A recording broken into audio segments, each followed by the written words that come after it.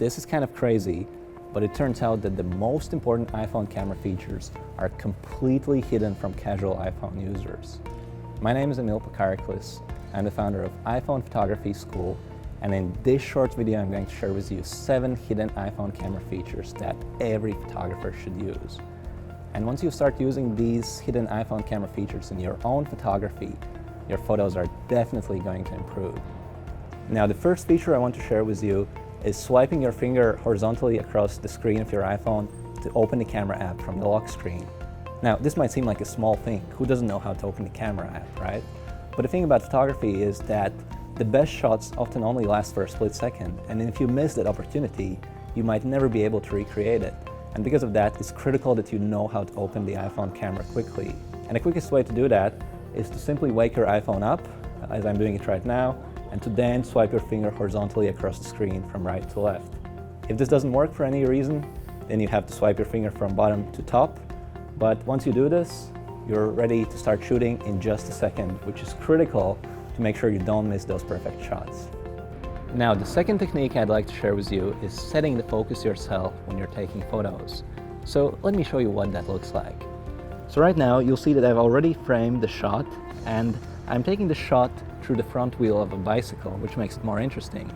But right now, I haven't set the focus myself.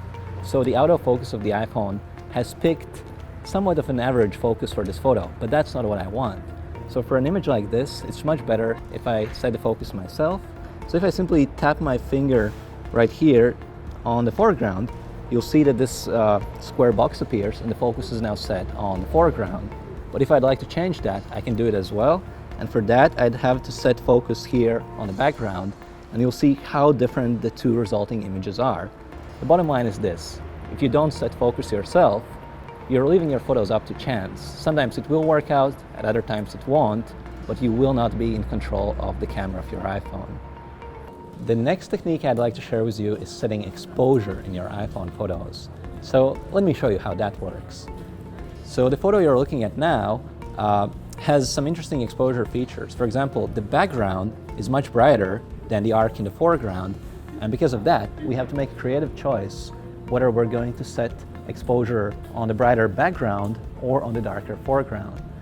Now, how do you change exposure on the iPhone? Actually, it's really simple. All you have to do is tap your finger on the screen, and this not only sets focus, but also exposure. So if I tap on the darker foreground, you'll notice that the image got brighter because the iPhone adjusted not just focus, but also exposure. Now, what if I wanted to set focus on a bright background, but I wanted to make sure that the foreground was properly exposed? Well, I can do that, and for that, I'd simply tap on the background to set focus there, and then I can swipe my finger up or down the screen to adjust exposure. So I can make sure that the foreground is well exposed and take a photo then. Or alternatively, what I can do is I can make the foreground darker and then take another photo. And this is how you control exposure on the iPhone camera. Now, the next technique I want to share with you is really important, and that is locking focus and exposure. So you already learned how to set focus and exposure in your photos and how to then adjust exposure by swiping your finger across the screen. But what then happens is that if something changes in the scene, or if you just take a photo, the iPhone will automatically revert to automatic focus and exposure. And if you're someone like me who puts a lot of thought in focus and exposure, and then you take a photo and it immediately resets back to the default, it's just no good. And that's why you want to lock focus and exposure. So in order to lock focus and exposure, all you have to do is tap and hold your finger on the screen, and you hold it down for a couple of seconds until you see the letters A, E, A, F lock. And now focus is locked. And I can then go ahead and adjust exposure, and now, no matter what happens in the scene, both focus and exposure will remain unchanged. And now, I've framed the shot, I've set focus and exposure, so all I have to do is wait for the perfect picture and then press the shutter. And I can be confident that both exposure and focus will remain unchanged throughout this session. The next technique I'd like to share with you is taking burst mode photos with your iPhone. Now, this is one of my favorite techniques, and unfortunately very few photographers use it. But the way it works is very simple. Whenever you're taking any type of action shots, when you're doing sports photography, or if you're dealing with moving subjects, you can simply tap and hold your finger on the shutter button and the iPhone will automatically activate the burst mode. So let me show you how that works.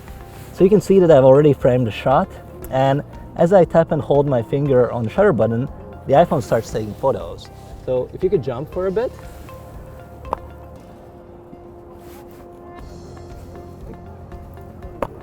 You'll see that the iPhone was continuously taking photos during all of this time, and this way I can be sure that I'll be able to capture the exact right moment, and I can quickly discard all the other photos and keep the photos I'm really happy about.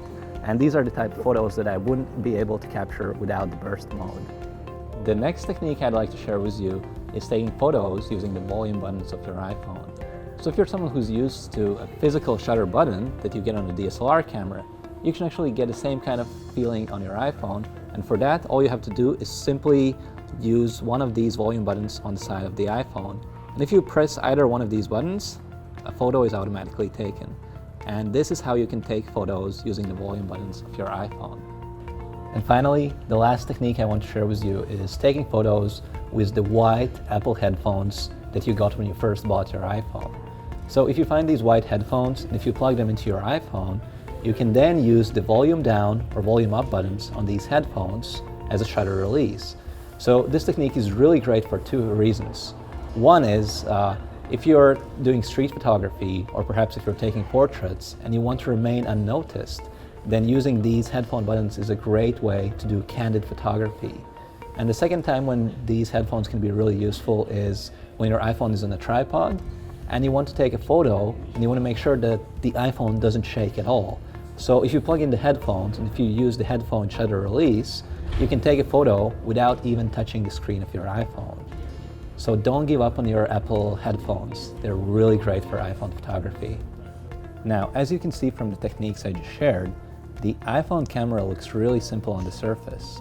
But as you start digging deeper, it's really not that simple.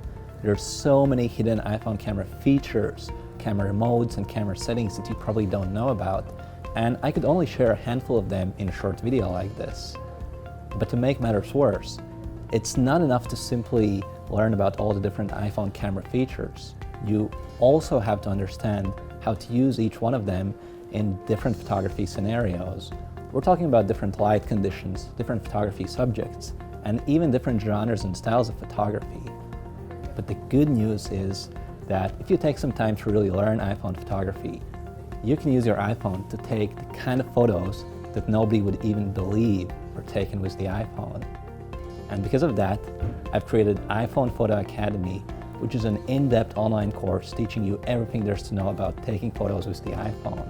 So under this video, you'll find out more information about my iPhone Photo Academy course. If you'd like to use your iPhone to take incredible photos that everyone adores and that you'll be proud to look at even years later, and if you'd like to do all of this without having to carry a bulky DSLR with you, then take a look at my full course under this video, and I hope to see you there.